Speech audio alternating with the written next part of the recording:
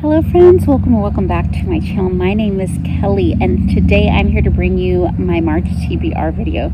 I will be hitting the couple of books that are not middle grade books that I'm reading this month, and then I'll be going through everything I'm reading for middle grade March. I will leave the host's info down below.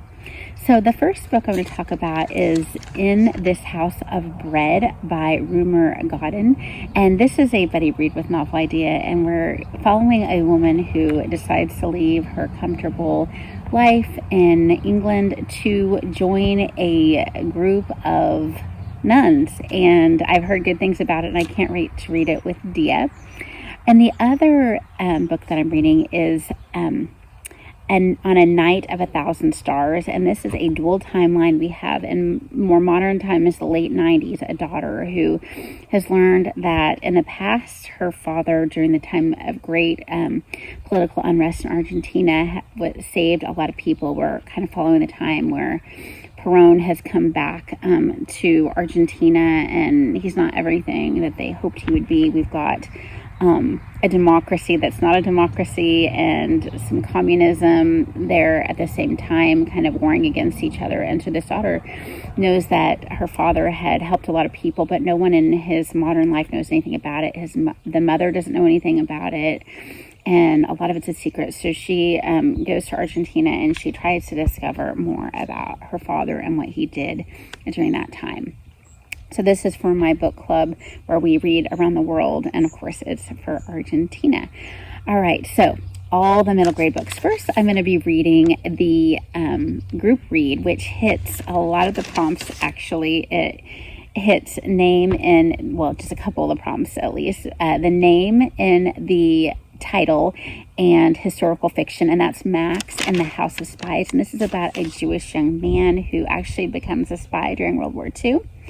And then another book that I'm reading that hits historical fiction and name in the title, but also will get BIPOC author as well, is Safiyaah's War by Hiba, Noor, and this is based on a true story about how the Grand Mosque in Paris helped hundreds of Jewish people during World War II.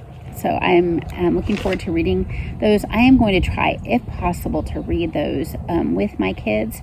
So in for the book on a cover prompt, I'm going to try again to read the last book in the Pages and Co series. I really enjoyed the first couple of books. The books in the middle weren't my favorite, and then I tried to read this one before and just had too much going on, and it wasn't quite engaging enough for me to keep going. But I would say that the first book is absolutely magical in the series if you need a book on the cover book, and the author is Anna James. So it seems like I'm kind of on a World War II theme, and that is partly because I am studying World War II with my kids right now. So if I get through Max and the House of Spies and Safiyaah's War, we're going to listen to The War That Saved My Life.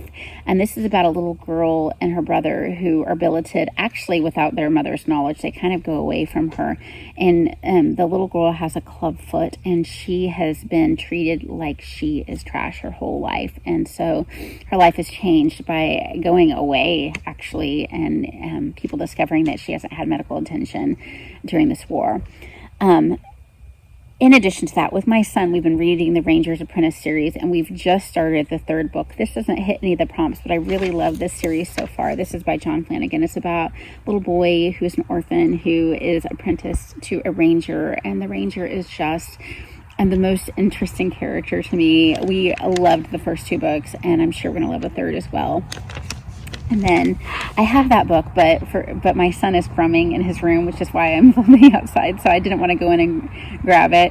And then with my youngest son, we have started reading The Great Brain. I think we'll probably finish it this month, but I'm not 100% sure because he does like to read picture books around holiday time. So he's been bringing out the Easter picture books.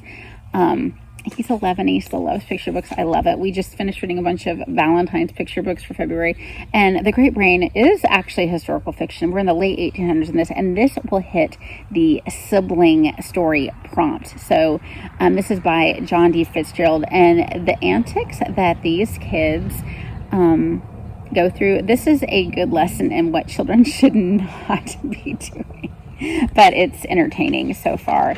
Not really very politically correct for today's time, so we'll definitely, it sparks conversations. And then with my daughter, we are reading The Night Gardener by Jonathan Auxier, and this is kind of a creepy story, also historical fiction, about Victorian England. These two children are Irish immigrants. They've been separated from their parents. We're not exactly sure what has happened and why, but they go, the younger brother actually has some pretty intense limping going on, and his health has not been great. So the sister wants to find them a position. So they go to this place just outside of London where they have been hired, and it is a creepy place. There's a weird tree. The family is like growing paler and paler all the time, and there's a room where strange things are happening in it. So far pretty interesting, but that would also hit the historical fiction prompt. And last but not least, we have been reading The Wild Robot by Peter Brown. My daughter actually got this for me for Christmas, and it is kind of a younger middle grade, but we're still enjoying it. It's about a robot who the ship that it was on crashes into an island, and it is the only robot that really survives, and it just relationships with animals and all that. So that is what I plan to read for middle grade March. Let me know down in the comments what you're reading this month. Are you participating in any of the many readathons that take place in March? I would love to hear from you, and I hope you read a lot. Bye-bye.